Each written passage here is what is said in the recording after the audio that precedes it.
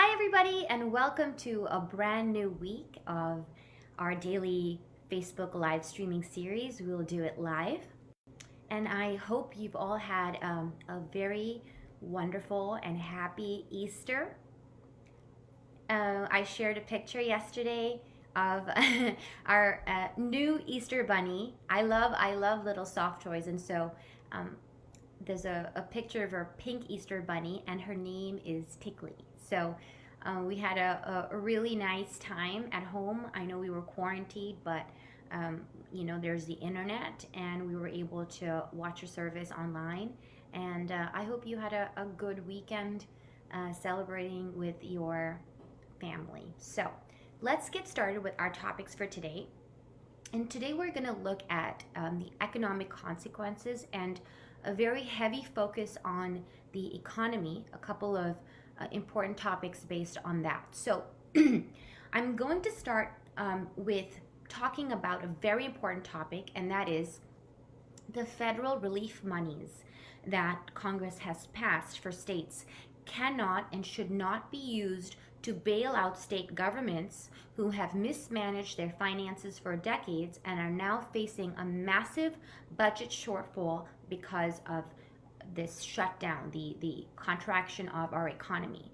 We cannot use monies that were earmarked and meant and designed to help us for public safety, public health efforts during this pandemic. We can't use it to, save the butts of state governments that have really dropped the ball when it comes to managing their own finances. And this is a very important topic that I'm going to discuss now. And I'm going to use the help of Joshua Raw. He's a professor of finance at the Stanford Graduate School of Business, and he wrote a very interesting article, which I'll be using as the template.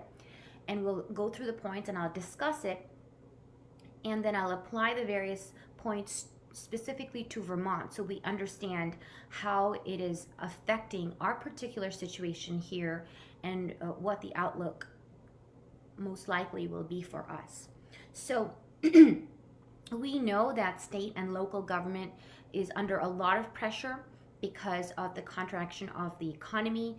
We're seeing revenues dry up, and we're facing close to about a $400 million right now, it seems like, shortfall in revenues for the state of Vermont, which means that because of sales taxes, meals, use taxes, all these things drying up, we're seeing that the state is expecting around $400 million less to work with in terms of paying off their education fund, transportation fund, general revenue fund, etc. So I've discussed this before. Art Wolf is he's an economist. He used to teach at UVM. Now he writes a lot of articles, and he said that we are expecting about 100,000 Vermonters to be unemployed. This is also taking into consideration self-employed Vermonters. And so when you look at that, and when you look at the unemployment checks that will be going out to 100,000 people, we are looking at our unemployment fund drying up by the end of the summer. So right now we have $500 million in unemployment insurance. That's what he calls the Unemployment Insurance Trust Fund. And he's expecting, if we look at everybody getting a check, about $35 million per week if by the time everyone's getting a check. Right now, as I've said before, and we know the system is very clogged up and there's a lot of backlog. So once we process all the jobless claims and everybody starts getting their checks, we're looking at $35 million per week. And at that rate, by the end of the summer, the fund will be empty. We just don't have enough money for anything more than that. Now, of course, this is given, the assumption that the shutdown will continue through the summer. We don't know right now what it's going to look like.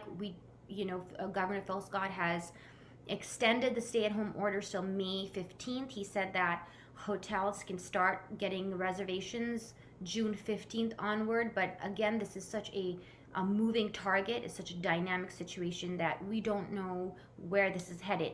And ultimately, it is going to be up to the governors to decide whether their respective states open up sooner rather than later. So what we know about the historic $2.2 trillion relief funds, the CARES Act that was passed by Congress, is that this money is meant for public health measures to support states and cities. We want to boost safety, public safety, and we also want to help with short-term loans to, small businesses in other sort of companies that have been deemed non-essential and forced to shut down as a top-down directive. And so, to help them out, it's a loan, and this is kind of the idea.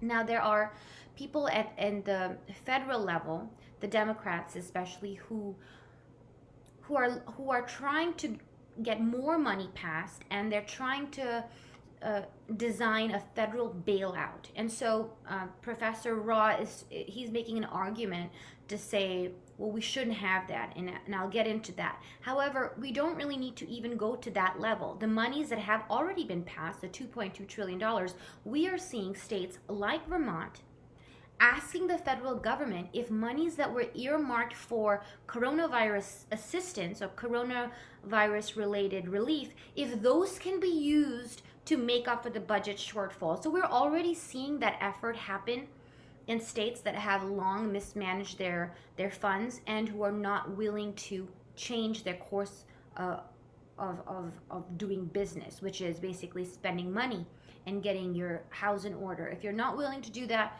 you want to continue with your tax and spend, well, then what do? Well, we have billions, I think about $2 billion coming in. So we're seeing people, especially in the education level, and I'll get to that in a little bit, trying to see if they can sort of use that monies to make up for the losses, which is absolutely wrong, completely wrong.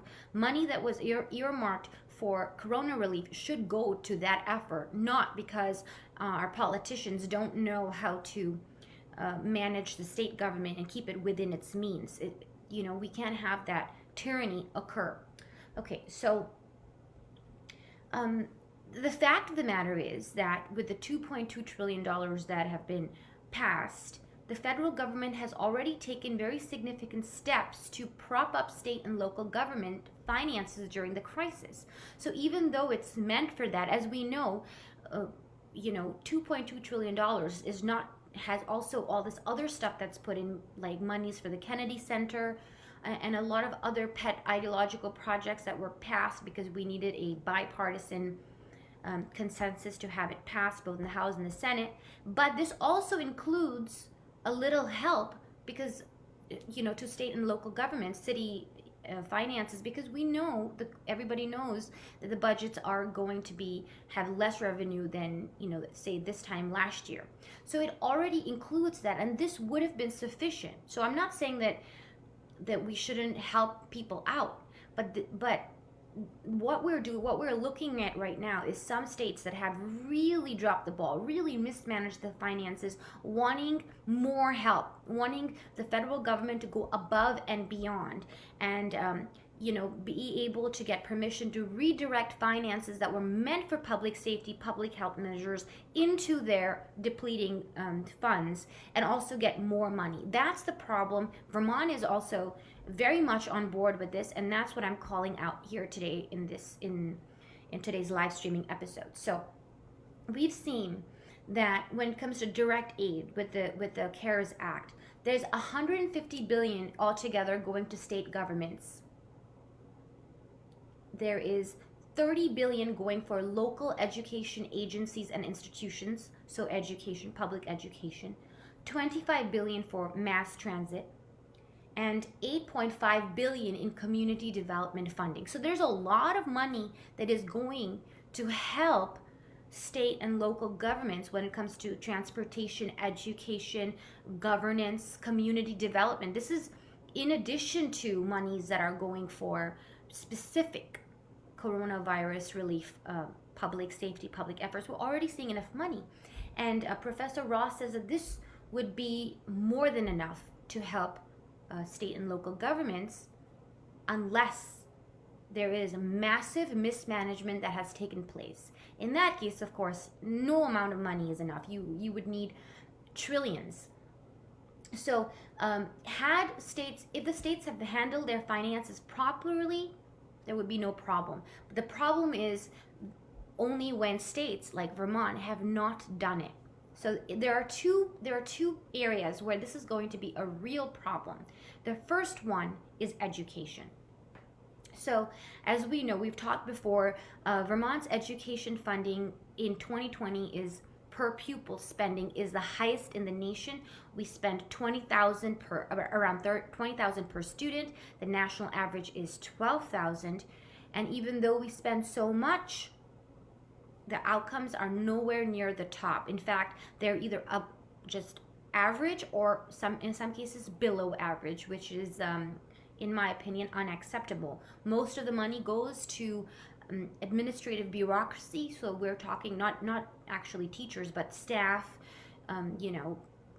supervisors, other non-teaching staff, to sort of this entire massive education bureaucracy that we have in Vermont. It's used to prop it up. So Vermont's pre-K through 12 schools are paid from what is known as the state's education fund. The money for the education fund, 2/3 of it comes from property taxes, and the rest comes from a mix of sales tax, meals and rooms, vehicle taxes. Altogether, this is sort of termed as an umbrella term called consumption taxes. Now, as we've seen, until May 15th, all private businesses are shut down. Most of them are considered to be non-essential, and we've also seen that consumers are not spending. Right now, we're looking at 71 or 72,000 Vermonters out of a job. Once the self-employed also start, filing their claims, we're looking at 100,000 Vermonters out of a job. We have a little more than 500,000 adults in Vermont.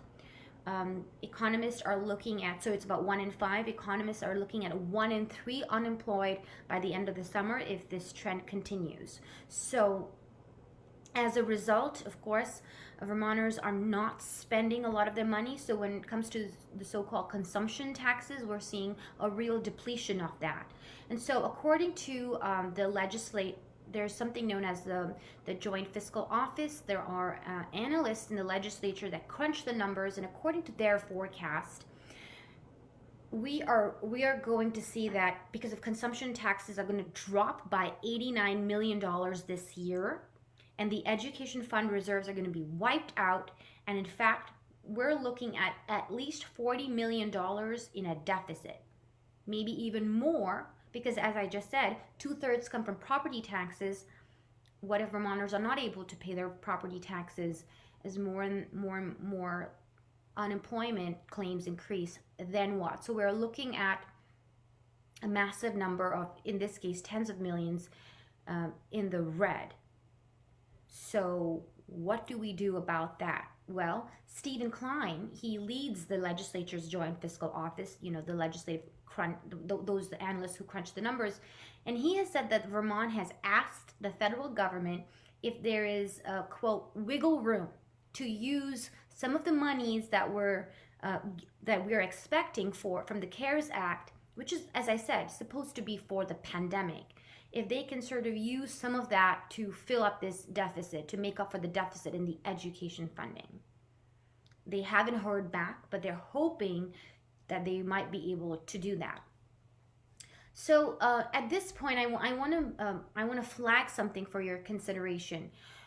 Watch out for think pieces or articles, op-eds, commentaries by politicians, current and former, who hate on the federal government, call the federal government out for having a less than favorable way of handling the pandemic, who sort of attack or complain about the lacking effort from the federal government. Watch out for politicians doing that on the one hand, and on the other hand, waiting for federal monies to bail out our budget. Basically, the fact that we have a problem here, our economy is so weak, as I've said again and again, and we are in a really, really bad position.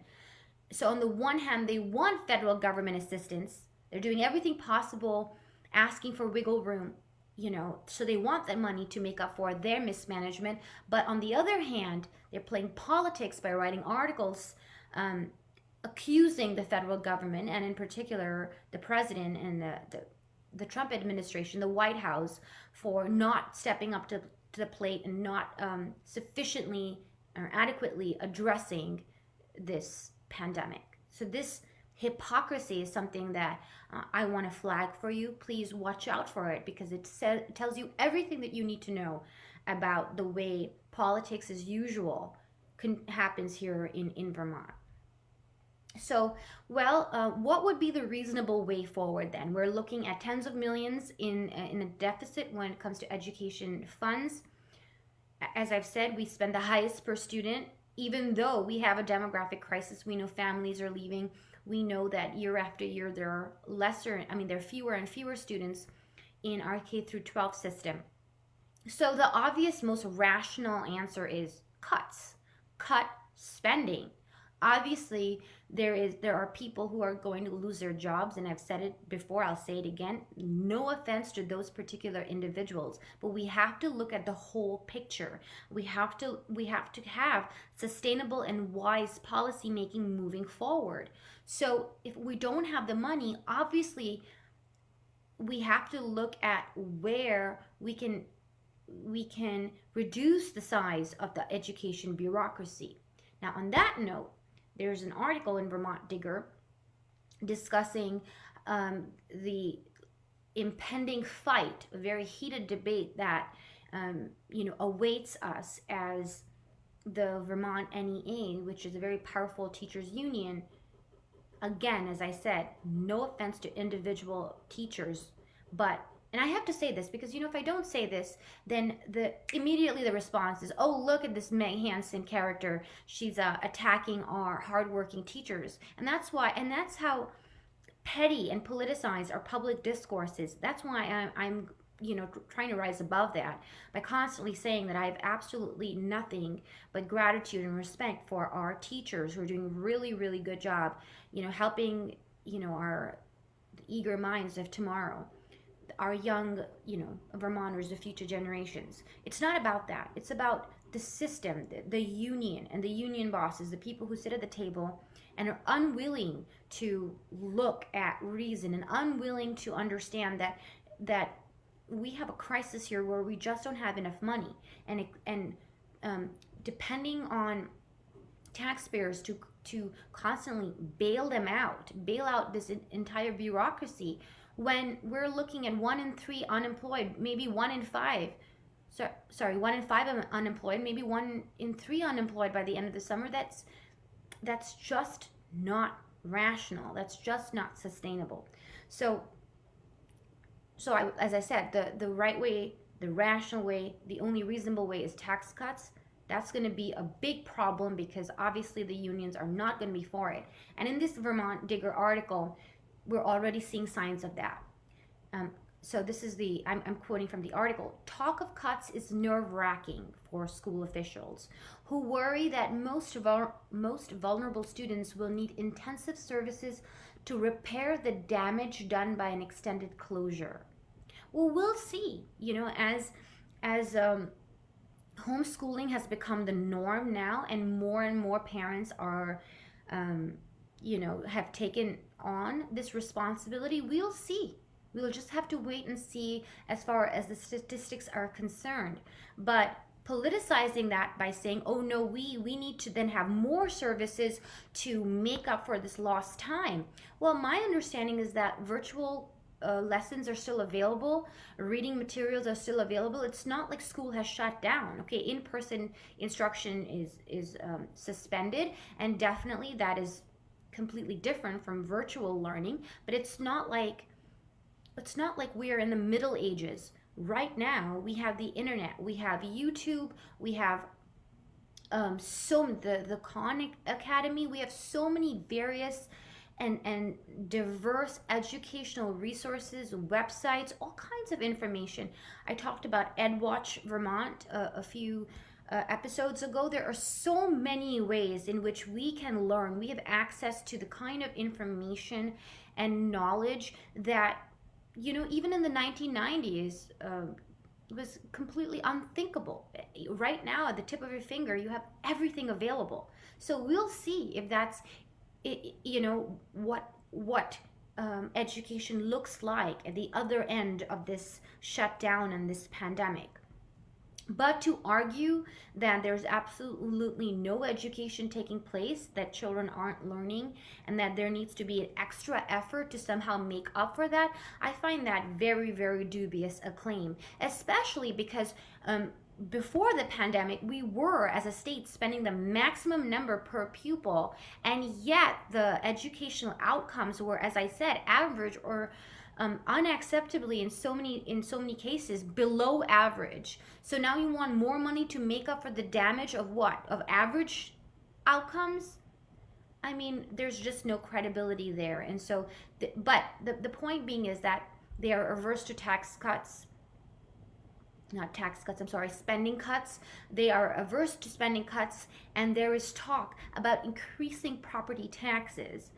2/3 of the education fund is paid by the property taxes. We're looking at a case where many Vermonters are afraid they won't be able to pay their property taxes as it is, and yet there is talk of increasing the property taxes to make up for this, rather than thinking about how we can embark on a series of rational, deliberate, focused spending cuts. And that is why this debate is something that awaits us, and it's going to be very, very instructive to see what's happening. So that's the first point about education spending, and how as a state we've not managed it well. It's the shots are called by the unions. It's not always, or yes, it's, our data shows that it's not in the best interest of the students. It's not like we have the most, far furthest achieving students. It's not at all the case when you have average and below average student outcomes. That should really sound the alarm. I mean, where is the money going? I'm not saying we shouldn't spend $20,000 per pupil, per student. We should, but then there needs to be a return on that investment. Where is that return on investment? And right now, we cannot continue with business as usual. So that's number one with education. Number two is the pension crisis. Now, people don't really understand that. I myself didn't understand it. It's very complicated, very overwhelming.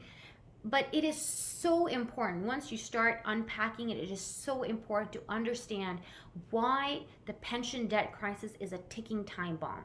So state governments have promised pensions to retired state employees and public school teachers. These are pension funds that are then invested in the stock market. You get returns on that, and that's basically how the pensions are paid out. There is an obligation to keep the promises you've made. So the state government needs to completely 100% fund these pensions. But they don't do that because they want the money to play with. They want to spend it on various programs that are ideologically minded, regardless of whether it brings out any good outcomes, regardless of whether it has a positive impact on society. There's a lot in Vermont. There's a lot of focus on positioning Vermont as first in the nation for various far left ideological projects. And so we're always trying to see how can we get Vermont, not we, those in charge are always trying to see how can we get Vermont in the news, how can we shove the state into the national spotlight by pioneering one new project after another. And so they need money for that, which they, rather than funding the pensions and keeping the obligations, fulfilling the obligations, they do all of this. So we are about $4.6 billion in the red as far as when you consider our pension debt. And what happens now? Well, the economy is suffering. We know that. The extent of the suffering, the extent of the devastation that awaits us, we don't know because we haven't reopened it yet, and we don't know how it's going to play out into the summer. But the stock market is not going to give the kind of returns that it normally does. On average, it does very little anyway, so it's not like a booming area, so on average it's bad. Now it's going to be worse, so we're going to get very little money into the pension fund. You see, the pension fund is not just kept. You invest it and then you get money back from that, and then that's paid out. So instead of, let's say, 7, you're going to get now 5. out of 10, let's just say 5. That's even lesser. How are you going to make up for that? More debt? Okay, well, we already have hundreds of millions in budget shortfall. We have more money. I mean, this is racking up. This is really racking up. So let's sort of get into the retirement pension problem a little more. So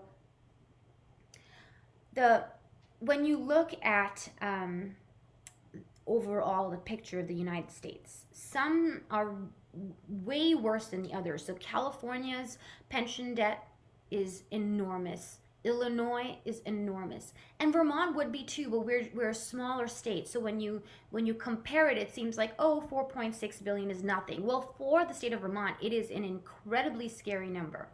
So between 2009 and 2019, so that's a 10-year gap, the overall unfunded debt when it comes to these pension funds, it grew from $2.6 trillion to $4.1 trillion, a historic amount. So $4.6 trillion in debt. This is everywhere when you consider the entire United States. And many states, as I said, Vermont, Illinois, California, have under-contributed to these pension funds. They have failed to achieve their hope for investment returns. It hasn't been good. It's going to be even less now. And they refuse to reform this system. The fact of the matter is that those who are already in the system, well, promises made, promises kept. They just continue. You kind of grandfather them in. But the new ones, the new retirees, we have to change the system, go into 401ks or other defined plans. But again, we're looking at the unions, and it's not going to happen. Moreover, Beth Pierce, who is our state treasurer, is also averse to this change. This is, again, very, very politicized, and so we're not seeing the reform after that. So tell me, what happens then if this goes on, it continues, and let's say the federal government says, let's bail them all out. Let's just say there's pressure from the Democrats and from Republicans, because this is both sides. It's not just one or the other. Well, what is at stake here? If the government decides, all right, well, we're going to help you with this debt, in essence, they're nationalizing this debt. I said it's $4.1 trillion, right, all over. They'll nationalize it. And by doing that, money will flow disproportionately from those who face the greatest challenges. California is number one, but even Vermont is part of the states who have not done a good job in managing their finances. It will go from states that have done a good job, that have properly funded and reformed their pension debt, their system. Money will basically go from them to places like us. Now, you might be thinking, oh, I'm a Vermonter, I want to benefit from that. I don't want to have to pay this money. I don't want to have to carry the burden of it. I mean, my politicians, or Vermont's politicians, are the ones who completely dropped the ball. Why should I have to pay for it? Well, the argument goes, well, why should North Carolinian taxpayers have to then pay for it? It's not fair. When you look at what is fair and how we have to properly manage the state, I mean the nation as a whole, it's not fair that taxpayers and politicians in states that have done a good job should now bail out Vermont. It's just not fair. It's just not fair. So that's why I go back to the main point about the federal monies. Okay, the federal government relief is meant for coronavirus. There is already help that they're sending to make up for these losses, but we can't have them bail out our education fund, bail out our pension debt, bail out everything. Why? After all, you think about it, the federal government doesn't have any money. It's federal taxpayers, right? It's someone else's money. The same thing for the government. I mean, it's our money, our hard-earned money that then we pay in taxes. So the $2.2 trillion, what is that? That is borrowed money that has been borrowed from our children and our grandchildren. So no, you can't rob wealth from our future generations to make up for the mismanagement that our politicians today, who are in office today, have overseen for the last decades, 20 years. I mean, in Vermont, it's since the 1990s. So We have politicians, we don't have term limits in Vermont.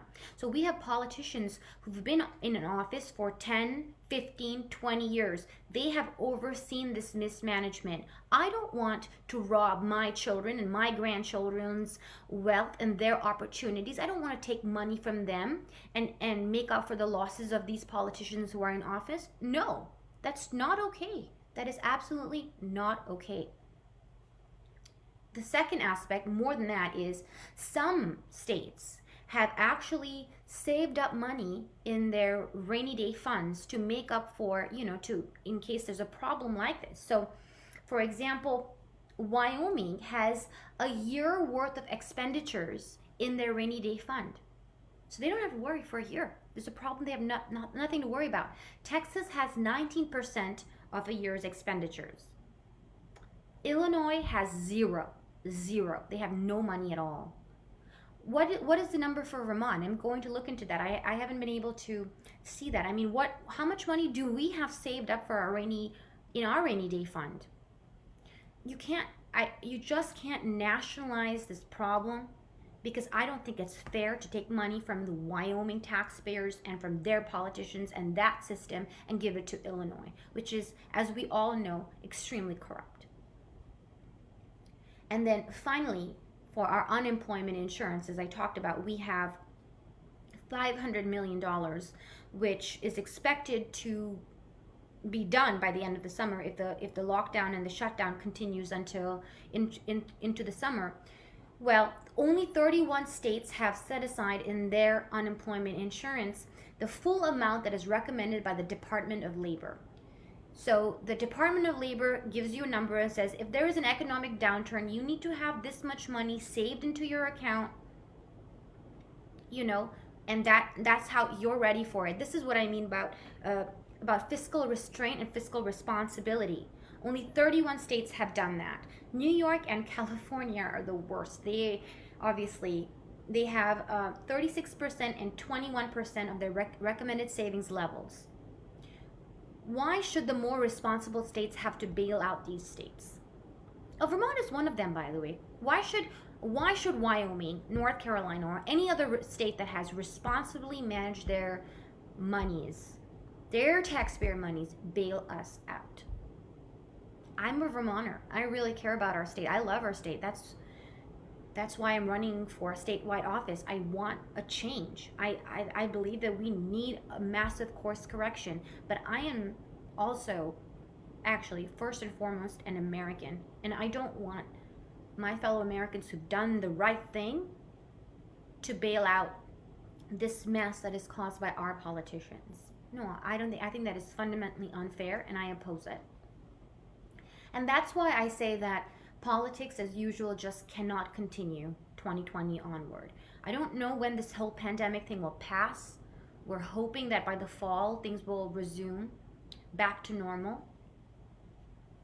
But we don't know, because people are talking about a second wave, and ultimately it will fall on the governor and the respective states to decide if they actually want things to go back to normal and when.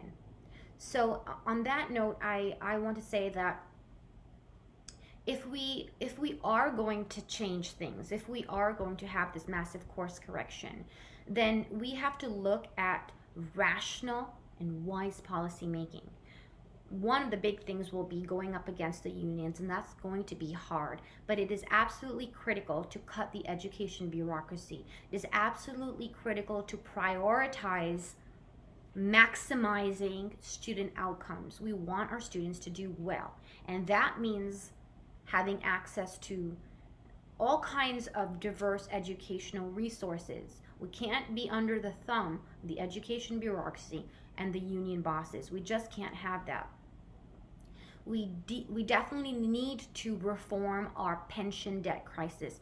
We have to first start by completely 100% funding the debt, because if you've made a promise to our pensioners, you've got to keep it. When the money comes in, you've got to contribute to the fund. You can't spend it on, pet projects to position Vermont as number one in the state. You can't be so careless anymore. We just can't have a political class that is so careless with our collective monies. That's just not going to happen.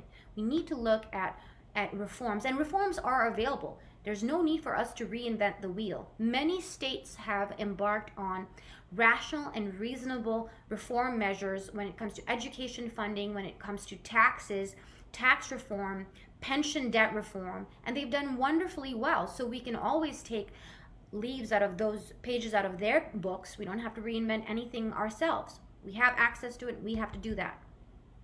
And at this point, I'll say, to wrap up what we need to do and why politics can't continue as usual. So over the weekend, I rewatched A Beautiful Mind by Russell Crowe. He was born in New Zealand. He's an Australian actor. He sort of kind of disappeared from the limelight, but in the early 2000s, he was, everywhere, major star. And he's one of my favorite actors. I think he's very convincing as an actor and very intelligent. So I really enjoy his movies. And the reason why I revisited A Beautiful Mind is because I sort of wanted to think about the main lesson that I learned from that and apply that to our situation right now. So A Beautiful Mind is a biopic. He plays John Nash. John Nash is a very famous mathematician who he won the Nobel Prize for his contributions to mathematics. He came up with, it's very complicated, it's called game theory, and other things that he's done, and the applications of that in economics and in everything from global trade negotiations to internet. A lot of digital things have been massive, sort of groundbreaking. It's not, the intricacies of game theory and his contributions that's not what's relevant here, but his story is. So he was a child prodigy, very, very brilliant. He was born in, this is John Nash, he was born in West Virginia. He won a scholarship to Princeton, and he really wanted to come up with an original thought. He wanted to make an original contribution, not just do well within the particular system. He could have just done well, written papers, published, got a professorship. No, he wanted to do something different, above and beyond, sort of change the whole paradigm of mathematics. And so he worked very hard to do it. And just, he didn't even go to classes. He was just obsessed with finding it out. And he had a very brilliant mind, a beautiful mind, and he was able to do it. He made that contribution, that breakthrough. But then after he finished his PhD, he started developing signs and symptoms of schizophrenia. And so he is a schizophrenic, and he spent many years trapped in paranoid delusions, and that is sort of in the movie. He doesn't actually remember the paranoid delusions, but they took creative licenses with it, and you kind of go through that process where you don't actually know what is real and what is not, because the director, Ron Howard, he won an Oscar for the direction, and Akiva Goldsman, who's the screenwriter, very, very brilliant. I watched the making of it, and so I kind of know a little bit about it. So it was Russell Crowe, the scriptwriter, and Ron Howard coming together and trying to show the viewer what it feels like to be trapped in that mind and not be able to tell reality from fantasy. And my point here is that the very same mind that was able to come up with this breakthrough theory in mathematics that propelled human civilization in terms of understanding economics and mathematics, light years ahead. That very same mind was completely tortured by paranoid schizophrenic delusions. He didn't know where he was, what he was doing. He thought that there was something implanted in him, and with a knife and his fingers, he kind of ripped his skin out. Just complete destruction of a human being. The very same system that can do so much good can also do so much bad. And I wanted to revisit that because I'm thinking about our democracy, our constitutional republic, and our system of governance. We are absolutely unique in the world when it comes to our constitution. Nobody else has such an amazing foundation on which a civilization has been built for over 2 centuries. It's the very same system that has given mankind the kinds of freedoms that we don't see in the old world. We just absolutely don't see it. Even today in Western democracies, we don't see an analog to our First Amendment, our Second Amendment, to the checks and balances on the three branches of government, to primaries, where instead of party bosses picking candidates of their choice, we have primaries where the electorate is able to actually choose someone who they believe is the best choice. We have such a wonderful system here. Also, every 4 years, we have the very safe and respectful transfer of power. What all these things are amazing blessings that if you don't think about it, you can take for granted. Very easily you can take for granted, and not, sort of look at the negativities and focus on outrage. Why aren't things better, instead of focusing on gratitude for the amazing blessings that we have. But this very same system can also be corrupted then. It can be corrupted by those who allow it to be taken down that path.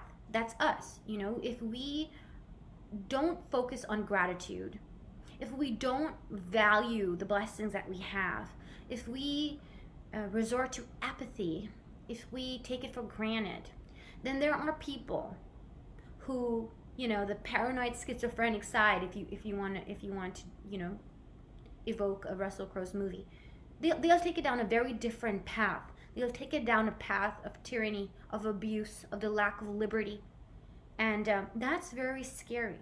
It's very scary.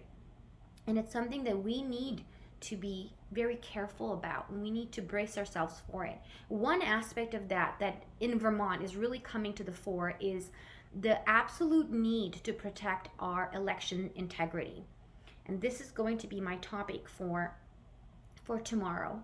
I will well into the various changes that are being proposed. Some of them have already been implemented. And I see that as this wonderful system which has given such a breakthrough in governance, going down a very scary and dark path. But it is up to us. It is up to us, Vermonters and U.S. citizens, people who actually love and care about our state and want to protect our system. It's up to us to stop that dark side from taking over. And I'm gonna delve into this more moving forward. Okay, so that's it for today. I will just put in a little plug for our YouTube channel. I've done a lot of videos like this. As you know, I'm doing every day the Facebook live streaming, which automatically gets uploaded to the Facebook page, and it can be viewed afterwards, but it's also available on our YouTube channel, Meg Hansen for Vermonters. My other interviews, my healthcare forum discussions, all of those various topics, various videos are available on the YouTube channel. I've got some requests. People are looking for content that is Vermont specific, that's focused on our state, related to the pandemic, related to the economic consequences and what awaits us, also politics and 2020 elections. So there's a lot of new content uploaded very regularly. So please check out our YouTube channel and promote it.